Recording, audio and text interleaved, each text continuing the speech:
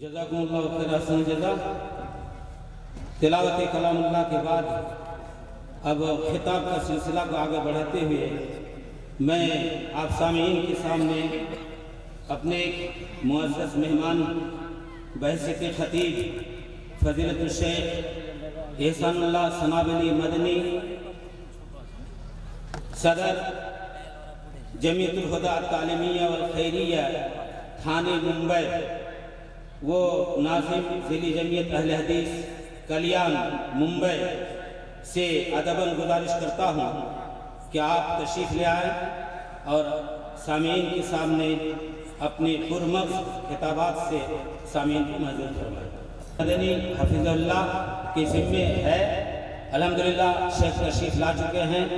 ہم سب کے لیے سعادت کی بات ہے کہ شیخ کی صدارت میں یہ علمی دعوتی اور تاریخی کانفرنس کا معاملہ ہو رہا ہے، یہ ہم سب کے لیے سعادت کی بات ہے۔ شیخ نے صدارت کی کرسی سنبھال لیا ہے۔ اب میں اپنے برادر عزیز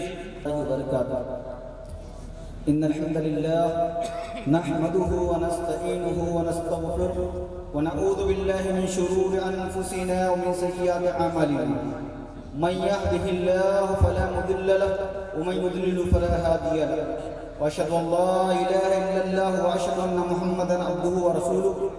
يا أيها الذين آمنوا اتقوا الله حق تقاته ولا تموتن إلا وأنتم مسلمون. يا أيها الناس اتقوا ربكم الذي خلقكم من نفس واحدة وخلق منها زوجها وبث منهما رجالا كثيرا ونساء، واتقوا الله الذي تساءلون به والأرحام إن الله كان عليكم رقيبا. يا أيها الذين آمنوا وقولوا قولا سديدا يصلح لكم أعمالكم ويغفر لكم ذنوبكم ومن يطع الله ورسوله فقد فاز فوزا عظيما. أما بعد فإن خير الحديث كتاب الله وخير الهدى هدي محمد صلى الله عليه وسلم وشر الأمور محدثاتها وكل محدثة بدعة وكل بدعة ضلالة وكل ضلالة في النار. فأعوذ بالله من الشيطان الرجيم. بسم الله الرحمن الرحيم. لقد كان لكم في رسول الله أسوة حسنة لمن كان يرجو الله واليوم الآخر وذكر الله كثيرا. وقال تعالى: هو الذي بعث في الأميين رسولا منهم يتلو عليهم آياته ويزكيهم ويعلمهم الكتاب والحكمة وإن كانوا من قبل لفي ضلال مبين. وقال تعالى: نحن نقص عليك نبأهم بالحق إنهم فتية آمنوا بربهم وزدناهم هدى وربطنا على قلوبهم إذ قاموا فقالوا ربنا رب السماوات والأرض لن ندعو من دونه إلها لقد قلنا إذا شططا.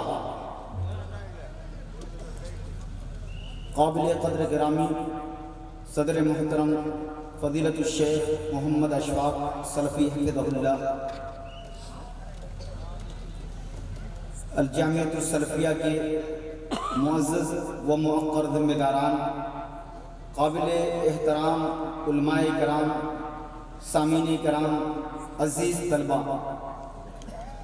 تمام قسم کی حمد و ثنا عظمت و کبریائی اللہ وحدہ لا شریک کے لیے، درود و سلام ہو نبی آخر زمان محمد عربی صلی اللہ علیہ وسلم پر۔ حاضرین، الجامعۃ السلفیہ کے اس وسیع و عریض کیمپس میں مجھے آپ کے سامنے خطاب کرنے کی سعادت حاصل ہو رہی ہے۔ اللہ رب العالمین میرے اس خطاب کو قبول فرمائے اور ہم سب کو جو ہم بولے سنیں اس پر عمل کرنے کی توفیق عطا فرمائے۔ حاضرین، نبی کریم علیہ السلام کی سیرت، شخصیت اتنی عظیم ہے، اتنی جامع ہے، اتنی کامل ہے کہ تمام کے تمام انبیاء پر، تمام کے تمام وہ لوگ جو اس کائنات کے اندر مبعوث کیے گئے، ان میں نبی کریم علیہ السلام کی سیرت کو رہتی دنیا تک کے لیے اسوہ اور نمونہ بنایا گیا۔ رب العالمین نے قرآن مجید کے اندر ارشاد فرمایا: لقد كان لكم في رسول الله اسوة حسنہ کہ نبی کریم علیہ السلام کی سیرت میں تمہارے لیے بہترین اسوہ اور نمونہ ہے۔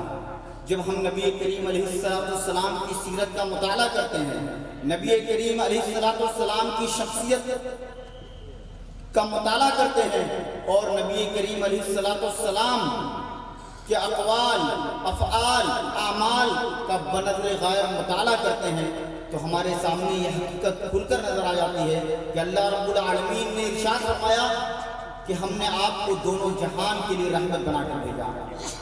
دونوں جہان کے لیے رب العالمین نے رسول کریم علیہ السلام کو رحمت بنا کر بھیجا۔ وہ رحمت، وہ شفقت، وہ معدت، وہ محبت جو رسول کریم علیہ السلام کی شخصیت کے اندر، رسول کریم علیہ السلام کی سیرت کے اندر ہمیں نظر آتی ہے، اگر ہم غور کریں تو نبی کریم علیہ السلام کی سیرت کے اندر جو کاملیت اور جامعیت نظر آتی ہے، سید ابو الحسن سید سلیمان ندوی رحمۃ اللہ علیہ نے نبی کریم علیہ السلام کی سیرت کی جامعیت اور کاملیت کی تشریح کرتے ہوئے لکھا، اگر دولت مند ہو تو مکی کے تاجر اور بحرین کے خزینہ دار کی تقلید کرو، اگر غریب ہو تو شیب ابی طالب کے قیدی اور مدینہ کے مہمان کی کیفیت سنو، اگر بادشاہ ہو تو سلطان عرب کا حال پڑھو، اگر رعایا ہو تو قریش کے محکوم کو ایک نظر دیکھو، اگر فاتح ہو تو بدر حنین کے سپہ سالار پر نگاہ دوڑاؤ، اگر تم نے شکست کھائی ہے تو مارکے احد سے عبرت حاصل کرو، اگر تم استاد ہو اور معلم ہو تو صفوہ کی درسگاہ کے معلم اقدس کو دیکھو، اگر شاگرد ہو تو روح الامین کے سامنے بیٹھنے والے پر نظر جماؤ، اگر وائز اور ناصح ہو تو مسجد مدینہ کے منبر پر کھڑے ہونے والے کی باتیں سدھار کیسے ہو، ان کی تربیت کیسے کی جائے۔ اللہ رب العالمین کا ارشاد ہے، یا ایھا الذین آمنوا قوا انفسکم واہلیکم نارا، اے ایمان والو اپنے آپ کو اور اپنے اہل و عیال کو جہنم کی آگ سے بچاؤ۔ آج ہم پر یہ اخلاقی ذمہ داری عائد ہے، یہ دینی ذمہ داری عائد ہے کہ ہم اپنے نوجوانوں کو کتاب و سنت کی طرف مائل کریں، نبی کریم علیہ السلام کی سیرت کے مطالعے کی طرف مائل کریں اور بتلائیں کہ نبی کریم علیہ السلام کی سیرت، شخصیت ایسی ہے کہ ہر دور کے لیے، ہر ماحول کے لیے، ہر حال کے لیے ہمارے لیے آئیڈیل اور نمونہ ہے۔ آج کا نوجوان اسے غور کرنا چاہیے ام المومنین حضرت خدیجہ رضی اللہ عنہا کے اس قول پر کہ جب رسول کریم علیہ السلام بے چینی کی حالت میں، پریشانی کی حالت میں، گھبراہٹ کے عالم میں دوڑے آئے، ام المومنین حضرت خدیجہ نے کہا فواللہ لا یخزیک اللہ وعدہ، قسم اللہ رب العالمین کی، رب العالمین آپ کو رسوا نہیں کرے گا، رب العالمین آپ کو مایوس نہیں کرے گا۔ انک لتصل الرحمہ، انک لتصل الرحمہ وتصدق الحدیث وتحمل الکلہ وتکسب المعدوم وتقری الضیف وتعین علی نوائب الحق۔ آپ کی صفات، آپ کے اخلاق، آپ کے کیریکٹر، آپ کی سیرت اتنی اعلیٰ ہے، آپ کے اخلاق اتنے عمدہ ہیں کہ ان اخلاق اور ایسی سیرت کے سامنے رب العالمین آپ کو کسی بھی حال میں رسوا نہیں کرے گا۔ انک لتصل الرحمہ، آپ کی کیفیت تو یہ ہے کہ آپ صلہ رحمی کرتے ہیں، تصدق الحدیث، آپ انتہائی سچے ہیں، امانت دار ہیں، آپ غریبوں کی غربت دور کرتے ہیں، پریشان حالوں کی پریشانیوں کو دور کرتے ہیں، آپ مہمان نوازی میں سب سے آگے ہیں۔ میرے بھائیوں، یہ نبی کریم علیہ السلام کی وہ اعلیٰ ترین صفات ہیں، وہ عمدہ اخلاق ہیں جس کی بابت ام المومنین حضرت خدیجہ نے گواہی دی۔ ام المومنین حضرت خدیجہ نے آپ کی اعلیٰ صفات کی بابت برجستہ کہا کہ رسول کریم آپ کو اللہ رب العالمین ضائع نہیں کرے گا۔ نبی کریم علیہ السلام کی امانت و دیانت، صداقت، آپ غور کیجئے، جب رسول کریم علیہ السلام پر پہلی وحی آئی، آپ صفا پہاڑ پر چڑھ گئے اور کہا کہ اگر میں کہوں اس پہاڑ کے پیچھے گھوڑ سواروں کی ایک جماعت ہے جو تم پر اٹیک کرنے والی ہے، تم پر حملہ آور ہونے والی ہے، اگر تم مصدق بتاؤ کیا تم میری باتوں کی تصدیق کرو گے؟ برجستہ سب نے کہا ما جربنا الا الصدق، سچائی یہ آپ کے سے ہم نے اس کا مشاہدہ کیا ہے، آپ کے اخلاق کے اندر، آپ کے کردار کے اندر ہم نے سچائی دیکھی ہے، جھوٹ کا شائبہ تک نہیں پایا، ہم یقین کر لیں گے۔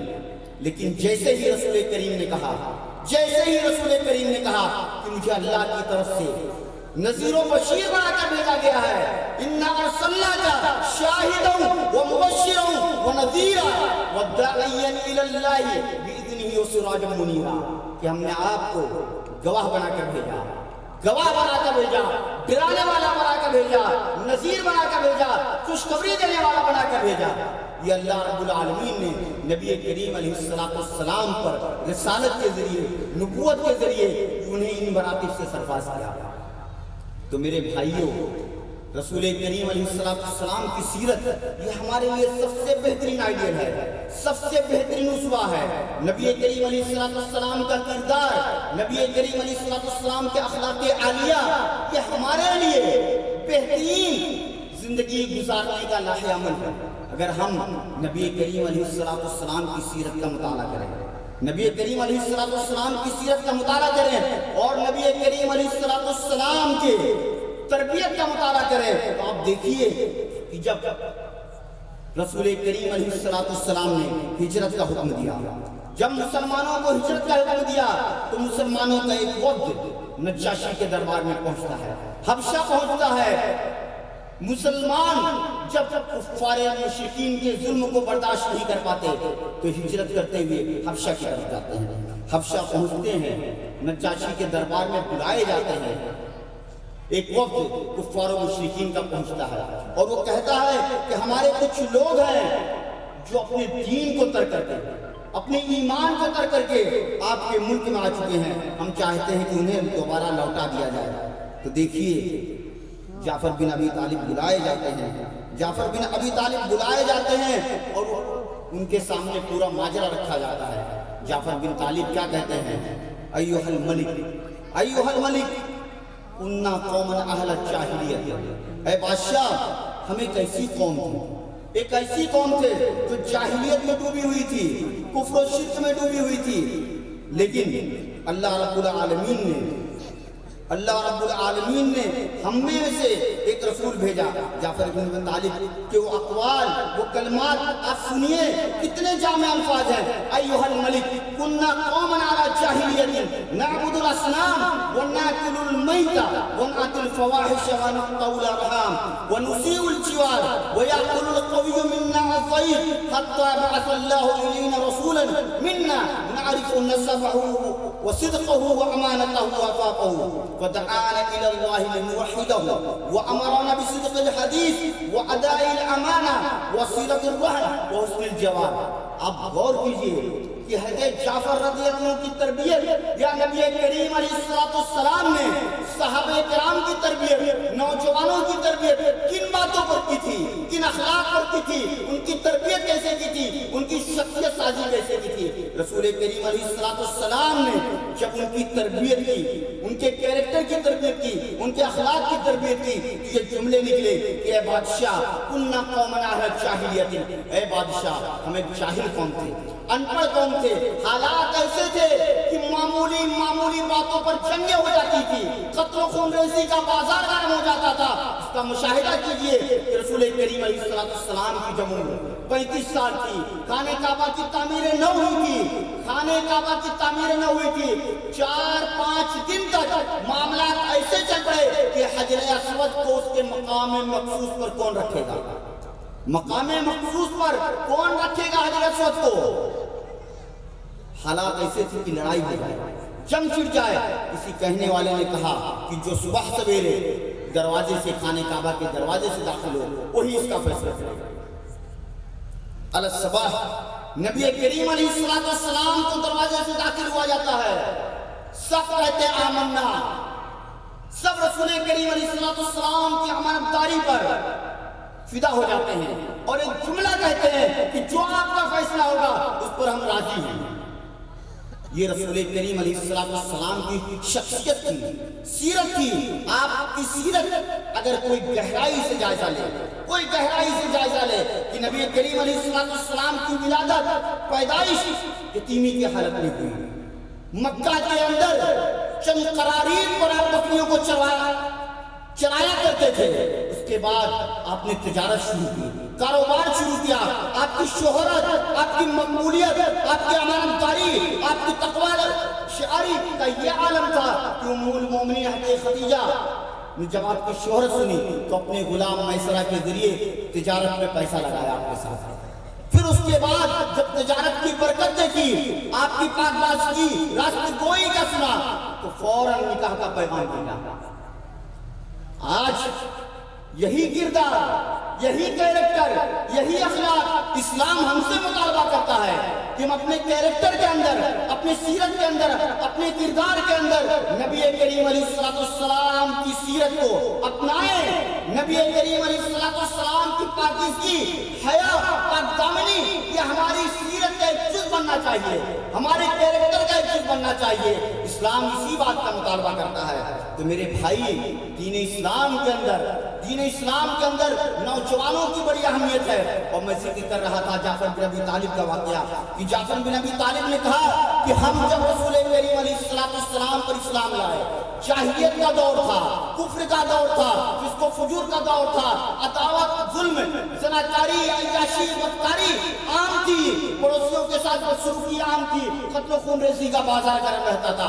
ऐसे हालात में अल्लाह रब्बुल आलमीन ने हमी में से एक रसूल भेजा जिसके हस्ब व नस्ब को हम जानते थे, जिसके हस्ब व नस्ब खानदान से मुक़्यत रखते थे। उसने हमें तौहीद की तालीम दी, उसने हमें दीन की तालीम दी।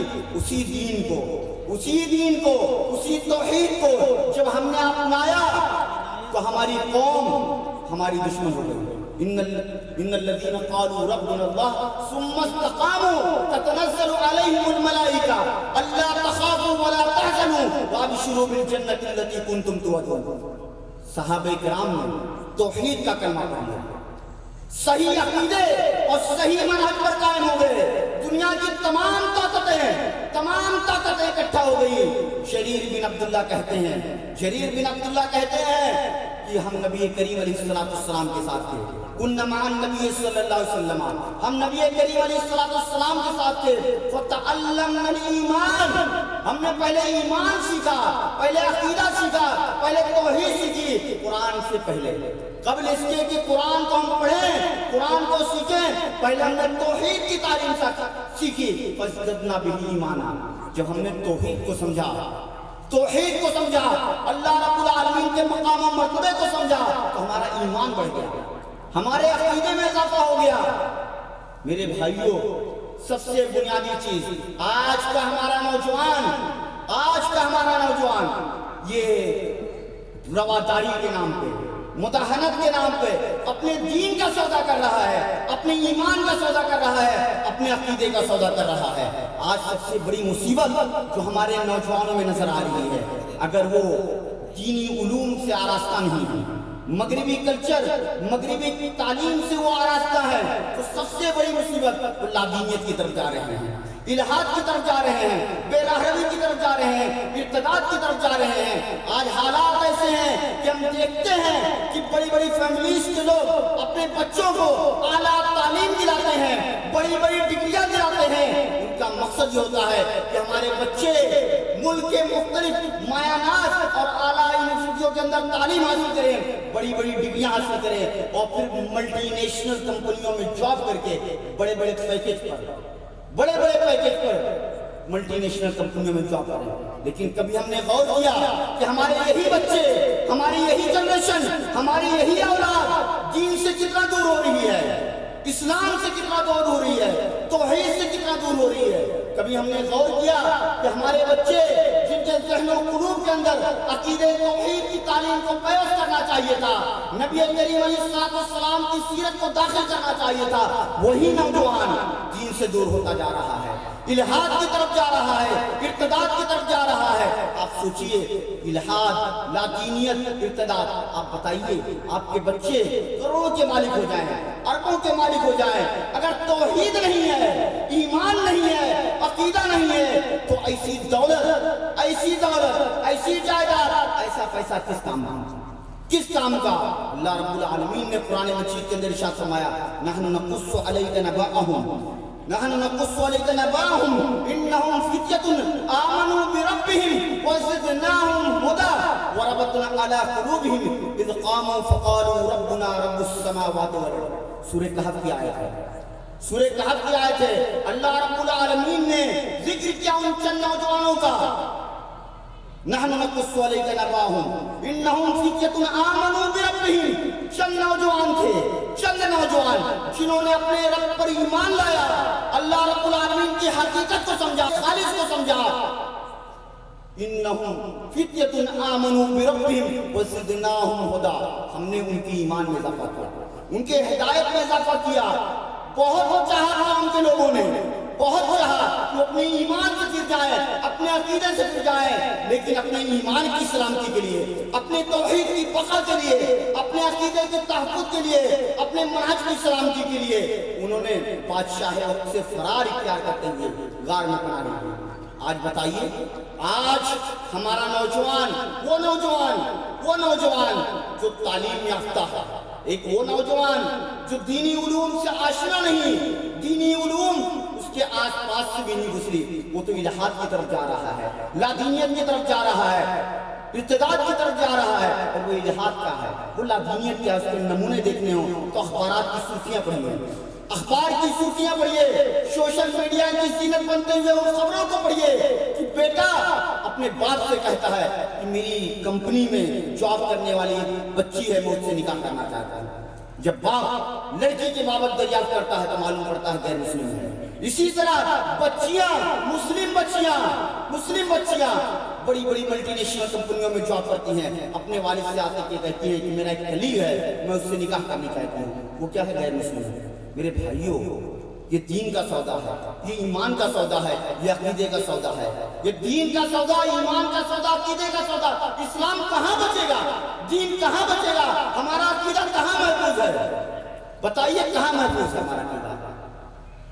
اللہ کے رسول نے کہا اغتنم خمسا قبل خمس شبابک قبل حرمک. اے میرے بھائیوں, 5 چیزوں کو غنیمت سمجھو. اغتنم خمسا قبل خمس شبابک قبل حرمک. یہ جوانی, یہ صحت, یہ تندرستی, یہ جوانی اللہ رب العالمین نے تمہیں عطا کی ہے, تمہیں دی ہے. تم اس جوانی کو غنیمت سمجھو بڑھاپا آنے سے پہلے. اگر اللہ نے صحت دی ہے, تندرستی دی ہے, امنگے جوان ہیں, آرزویں توانا ہے, آپ کے اندر کچھ کرنے کا جذبہ ہے, تو اپنے دین کے لیے, اپنے ایمان کے لیے, اپنے عقیدے کے لیے قربانی دیجیے. دیکھیے غزوہ بدر میں, دیکھیے عبداللہ ابن عمر, اسامہ بن زید, زید بن ثابت, مصعب بن عمر, اور اس طرح دیگر صحابہ کی لمبی فہرست ہے. رسول کریم کے پاس آتے ہیں اور کہتے ہیں کہ ہم جنگ میں شرکت کرنا چاہتے ہیں, رسول کریم علیہ السلام ان کی کم عمری کے باوجود انہیں واپس بھیج دیتے ہیں. بتائیے, یہ ان کے اندر جذبہ تھا, یہ ان کا ایمان تھا. آج ہمارا ایمان کہاں ہے؟ آج کیوں نہیں اللہ کے رسول کے اس فرمان کو ہم اپنے لیے آئیڈیل سمجھتے ہیں؟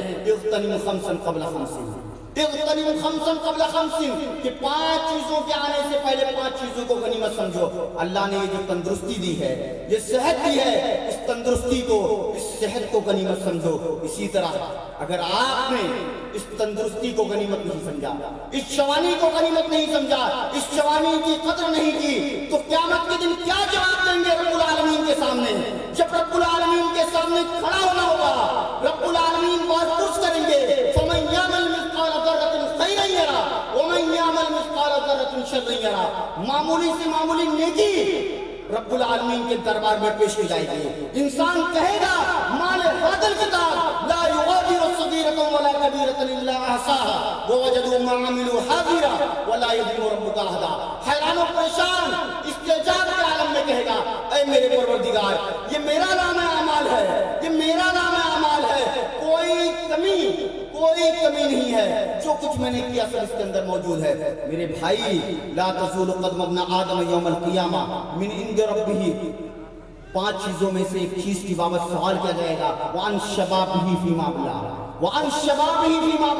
یہ جوانی, یہ قوت, یہ تندرستی جو اللہ رب العالمین نے آپ کو دی ہے, اس تندرستی کو تم نے کہاں ضائع کیا؟ इस जवानी को तुमने कहां ज़ाय किया, किन कामों में लगाया, किन कामों में लगाया। नबी की सीरत तो हमारे लिए आइडियल थी, उसवा थी, हमने उस आइडियल को अपनाया। आप दूर मत जाइए, नबी करीम अलैहिस्सलाम की सीरत के उस पहलू को देखिए। उर्वा बिन मसूद सखी सुलह हुदैबिया के मौके पर मौजूद हैं। तरबियत का, शख्सियत साजी का मुशाहिदा करें कि उर्वा बिन मसूद सखी लौट कर जाता है मक्का के पास और उनसे कहता है, वल्लाहि लक़द वफ़त्तु अलल मुलूक वफ़त्तु अला कैसर व किस्रा, कसम रब्बुल आलमीन की, मैंने बड़े बड़े बादशाहों के दरबारों की खाक छानी है। मैंने कैसर का भी दरबार देखा है, किस्रा का भी दरबार देखा है, नजाशी के दरबार की भी मैंने ज़ियारत की है। लेकिन जिस तरह मैंने मोहम्मद सल्लल्लाहु अलैहि वसल्लम के असहाब को, मोहम्मद के सहाबा को मोहम्मद की ताजीम करते हुए, तौकीर करते हुए, एहतराम करते हुए पाया, उस कदर किसी बादशाह के दरबार में किसी बादशाह की ताजीम और तौकीर नहीं पाई। ये शख्सियत साथी थी, ये तरबियत थी जो रसूल करीम अलैहिस्सलाम ने सहाबे किराम की थी। रसूल करीम अलैहिस्सलाम ने जहाँ एक तरफ ये कहा कि 5 चीजों का जवाब देना पड़ेगा और 5 चीजों में से एक चीज को गनीमत समझो, वही बशारत भी दी कि ऐ नौजवानों, अगर तुमने अपनी कीमती लम्हात को अल्लाह रब्बुल आलमीन की इबादत में लगाया, सबतुल युज़िल्लुहुमुल्लाहु फी ज़िल्लिही यौम ला ज़िल्ला इल्ला ज़िल्लुहु, 7 किस्म के लोगों को रब्बुल आलमीन अपने अर्श के साए में जगह देगा। 7 किस्म के लोग होंगे, रब्बुल आलमीन अपने अर्श के साए में जगह देगा।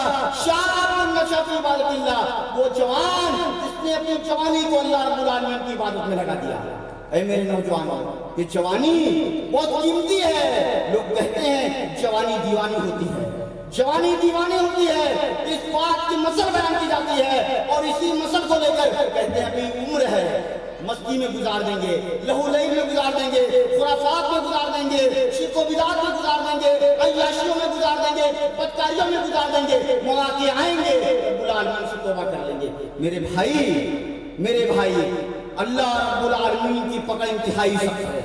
रब्बुल आलमीन न बशरत बिका शदीद, तुम्हारे परवरदिगार की पकड़ इंतहाई सख्त है। कब मौका है, कब अल्लाह रब्बुल आलमीन तुम्हें अपनी गिरफ्त में ले ले।